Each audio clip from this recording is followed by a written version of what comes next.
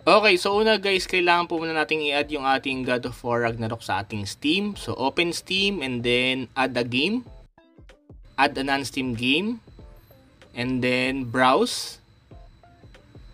So hanapin natin guys yung ating God of War na file. So sa akin kasi nasa SD card. And then ayan po, God of War Ragnarok. Open natin yan. Tapos locate natin yung exe. So ayan siya, God of War Ragnarok.exe. And then open.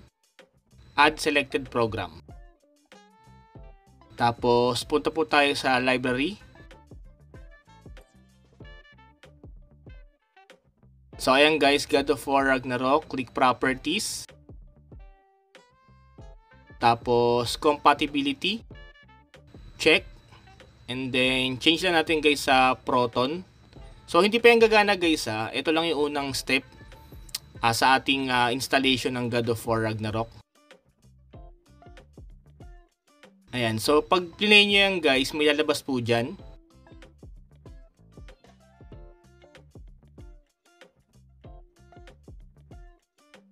Ayan, lalabas po yan guys. Kasama yan sa ating process guys ha. Kailangan nyo talaga siyang gawin. So lalabas po yan and then okay lang natin. Tapos close na natin guys yung ating Steam. So next step guys, kailangan po natin ng dalawang file. So nandiyan po yung link sa my description. So ayan guys, yung dalawang file na kailangan po natin, Steamless tsaka yung MUWin. So download na lang po kayo yung dalawang file na yan. Next guys, yung Steamless na yan is extract po natin. So L2, tapos extract, and then choose po natin yung extract archive here, auto detect subfolder. Ayan, may lalabas po na isang folder, yung Steamless na folder na yan. Pag inopen nyo yan guys, ayan po yung laman yan sa loob. Ayan.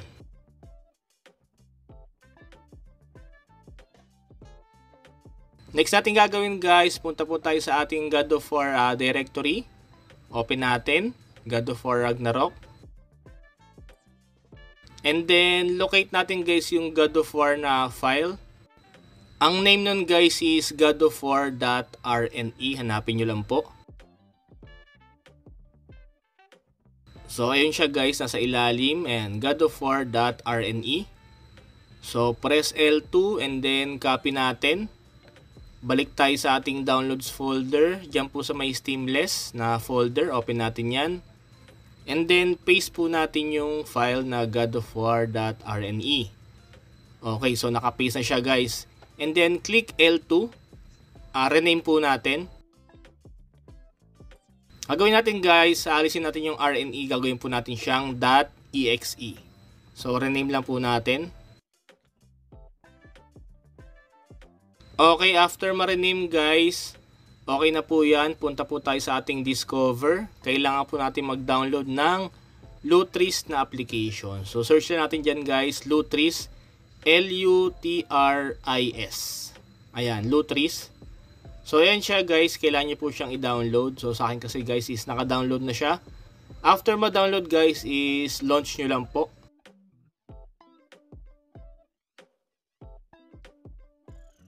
Ayan, yan po yung lalabas dyan guys. Yan po yung itsura ng loob ng Lutris. Next is, click po natin yung add button. Ayan, upper left. Click natin and then click add locally installed game. Ayan, click natin yan.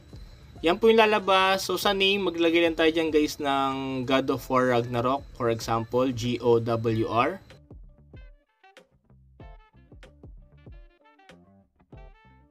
Ayan, next guys, sa may runner. Ayan, click po natin wine. Next guys, sa game options. So sa executable, click po natin yung 3 dots. And then go to downloads folder. And then open natin yung guys, yung Steamless folder. Ayan. Open natin yan. And then choose natin guys yung steamless.exe. And then press OK. Next guys, click natin yung wine prefix. Ayan. So kailangan muna natin guys gumawa ng folder sa documents. Gawa tayong folder. So ako nakagawa na ako. Yung folder na yan is, ayan, yung prefix po. Ayan. Folder lang po yan, tapos name nyo lang siya as prefix. balik tayo sa Lutris. Ayan, sa wine prefix, click po natin yung 3 dots. And then go to documents. Choose lang po natin yung prefix folder na ginawa natin. Ayan, prefix. And then press OK. And then next guys, sa may runner options, gawin nyo lang for example Proton Experimental. Ayan. Tapos save. And then next guys, click po natin yung GOWR na ginawa natin. And then sa ilalim, ayan po yung may arrow up, click natin. And then run exe inside wine prefix. Click po natin yan. And then go to downloads, open Steamless. And then choose natin guys yung steamless.exe. Press OK. Ayan, tapos di bali ang mangyayari dyan guys, may lalabas po dyan. Pero antayin lang po natin mga ilang seconds lang. Wait lang natin siya.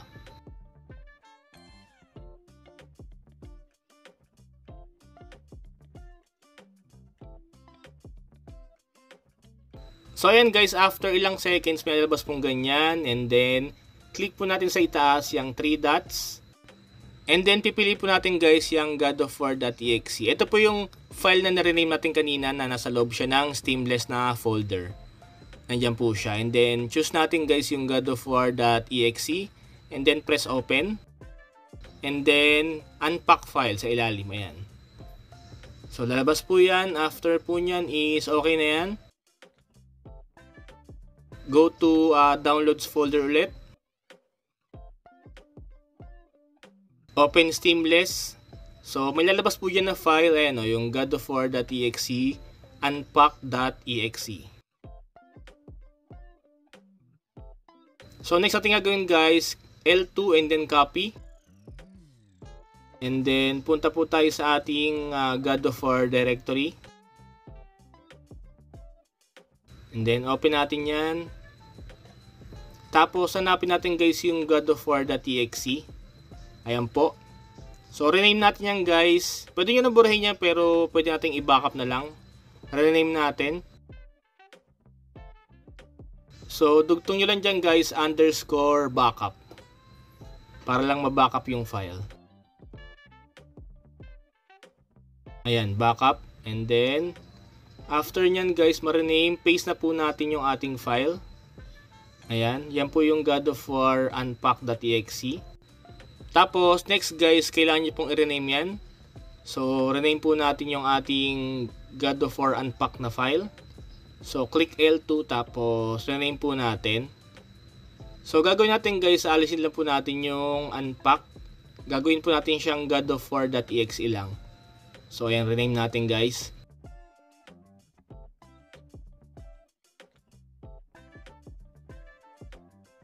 Kailangan maging ano siya guys, godofwar ragnarok.exe yan. Ganyan lang siya. GOWR.exe. So yan, okay na po yan. Ayan, godofwar ragnarok.exe. And then balik tayo guys sa downloads folder. So next natin guys gagawin is itong MUWin, double click natin. Yan po yung lalabas dyan. Tapos click nyo po guys yung regular x64. And then yung file na yan guys, kailangan po nating i-copy dun sa ating godofwar directory. So gawin natin guys is open natin yung ating godofwar directory. Ayan, open in yung window po tayo. Ayan, so next guys, open natin yung ating godofwar directory. Ayan, sa loob, tapos open natin yan. So dyan natin guys i-copy itong steam underscore API. So drag lang po natin. Tapos overwrite. Ayan. Okay na po yan. Next natin gagawin guys, minimize muna natin yan. Punta po tayo sa home. And then click nyo po yan yung 3 stripe. Ayan, tapos check nyo po yan yung show hidden files.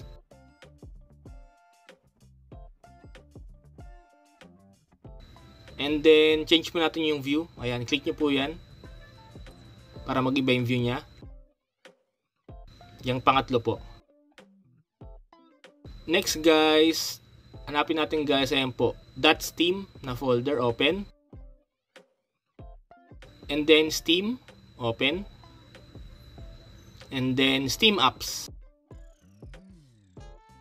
Next, Compat Data, open. Tapos, click nyo po yan guys yung modified. Yan. May lalabas po dyan na ano, yan sa akin 2 minutes ago. So, kumbaga yan po yung pinaka-latest na folder na lumabas po dyan. Open natin. Tapos, open natin yung PFX na folder.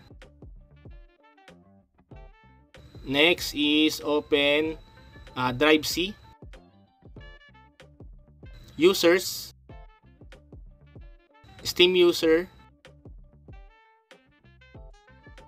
And then locate natin guys yung app data. Tapos roaming. And then GSA saves. Open natin. Settings. Yan, lalabas po yan guys, dalawang file na yan, yung configs.main.ini. So next guys, balik po tayo sa ating MUIN na folder. Open natin yon. Next naman guys, click nyo yan yung Steam settings. May makikita kayo dyan guys na file. Ang kanyang file name is configs.main example. Yan po. So drag po natin yan guys. Ayan, dyan. Drag lang natin. And then, yung configs.main.ini, delete po natin yan. And then, yan po yung may iwan, yung bago nating pinis dyan. So, rename po natin yan. Alisin natin guys yung example na name niya. So, edit, tapos, burahin lang natin. So, yan po yung may iwan dyan guys, configs.main.ini. Tapos yan guys, open nyo po yan, double click. And then hanapin nyo guys yung Steam Deck na file name dyan. So ayan siya guys, Steam Deck, may nakalagay na 0.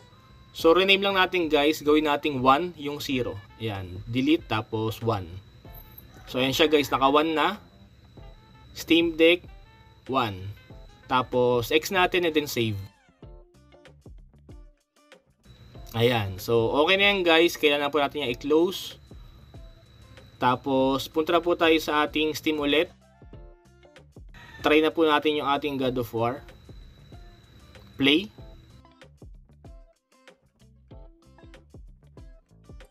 So, ayan guys. Mag-open na po yan. Mag-run na. So, wait nyo lang po siya mag-open. Pag nag-open na guys yung ating God of War Ragnarok, pwede nyo na po siyang ilipat sa ating SteamOS. So, ganun lang kasimple guys, mag-install at mag-run ang God of War Ragnarok sa ating Steam Deck. Thank you for watching and happy gaming!